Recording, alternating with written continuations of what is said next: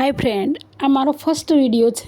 મેં ખાવાનું બનાવવાની ચેનલ અહીંયા ખોલી લીધી છે અને મારું જમવાનું બહુ સારું થાય છે, એટલે મને એમ થયું કે ચલો હું એની ચેનલ ખોલી લઉં અને મારા સબસ્ક્રાઈબરને ચોક્કસથી સારી એવી રેસિપીઝ રોજ આપું. તો હું રોજ જે વિડીયો નાખીશ અને સારી એવી રેસિપીઝ આપીશ. તો પ્લીઝ સબસ્ક્રાઈબ કરવાનું ભૂલતા નહીં, લાઇક કરજો અને કોમેન્ટ કરી અને મને પ્લીઝ હેલ્પ કરજો. તો અહીંયા આપણે કેળાની રેસીપી બનાવવાની છીએ.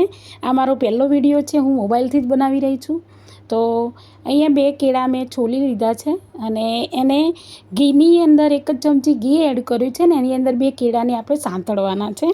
તો થોડા એવા સંતળાઈ જાય ને એવું લાગે ને એટલે પછી આપણે એને જે આપણે લાકડાનો તાવેતો છે ને એનાથી જ આપણે એને સારી રીતે અહીંયા પીસીસ કરી લેવાના છે. બધા કેળાના આ રીતે પીસીસ કરી લઈશું. એકદમ મુલાયમ બની જાય છે કેળા.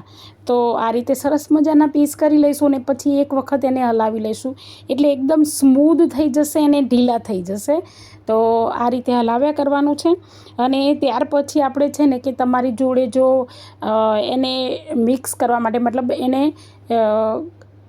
એનું ગ્રેવી બનાવવા માટે તમારી જોડે જો હોય તો ઠીક છે, ના હોય ને તો આવી રીતે ગ્લાસથી, મારી જોડે નથી મિત્રો એટલે હું ગ્લાસથી જ આ રીતે સરસ મજાનું એને પીસી લઉં છું. તો સરસ મજાનું પીસાઈ ગયું છે. તો આ રીતે સરસ મજાનું કરી શકો છો તમે અને એને હલાવવાનું છે. હવે આ એકદમ ફરાળી વસ્તુ બને છે એટલે ખાવામાં પણ છે, એનર્જીમાં છે અને ઉપવાસ હશે ને તો તમને એવું નહીં લાગે કે એનર્જી ઓછી થઈ ગઈ છે અથવા તો ઉપવાસ નડે છે. તો આવી રેસીપી ચોક્કસથી ખાવી જોઈએ. તો આપણે એને સારી રીતે હલાવી લઈએ છીએ, બરાબર છે, ક્યાંય પણ ચોંટે નહીં એનું ધ્યાન રાખીશું.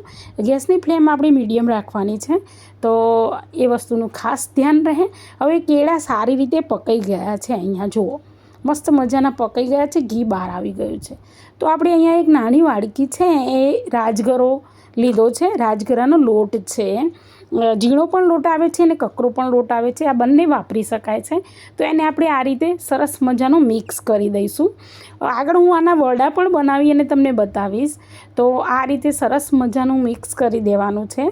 તો જુઓ કેટલું સરસ એનો બેટર જેવું બની જાય છે અને નીચે ચોંટતું પણ નથી. એવું લાગે કે હવે નીચે ચોંટતું નથી એટલે આપણે અડધો ગ્લાસ મતલબ કે જે વાટકી આપણે લોટ લીધો હતો ને એ જ વાટકી આપણે આની અંદર પાણી એડ કરવાનું છે. જો તમે દૂધ એડ કરતા હોય તો પણ વધારે સારું છે અને પાણી એડ કરશો તો પણ વાંધો નથી. તો અહીંયા મેં પાણી એડ કર્યું છે. તો એને સારી રીતે અંદર ગુટલી ના રહે એવી રીતે આપણે મસ્ત મજાનું આ રીતે કરી લઈશું. હવે આની અંદરથી પાછું ઘી છૂટવા લાગ્યું છે. તો હવે આપણે એક વસ્તુનું કામ કરવાનું છે કે આપણે જે વાટકી આપણે રાજગરાનું લીધું હતું એનાથી અડધી જ વાટકી, કારણ કે કેળાનું ગળા પણ આવી જશે એટલે આપણે અડધી જ વાટકી એ ખાંડ લઈશું અને ખાંડ આની અંદર ફટાફટ ઓગળી જાય છે ખરેખર અને બહુ જ સારું એવું મસ્ત એવી રેસીપી બને છે. તો એને સારી જો તમને ઇલાયચીનો ટેસ્ટ સારો લાગતો હોય તો એ પણ એડ કરી શકો છો, જો કે મેં એડ કરી નથી. અને એને 1 જ મિનિટ માટે થવા દેવાનું છે આ રીતે ધીમા ગેસે. તો તમે જોશો કે સરસ મજાનો રેસીપીઝ બની ગઈ છે. હવે આને આપણે એક ડીશમાં સર્વ કરીશું અને એના ઉપર બદામ એડ કરી છે. તો આ બિલકુલ ફરાળી વસ્તુ છે અને એને દરેક ઉપવાસમાં ખવાય છે. તો કેવો લાગ્યો વિડીયો પ્લીઝ કોમેન્ટ કરજો.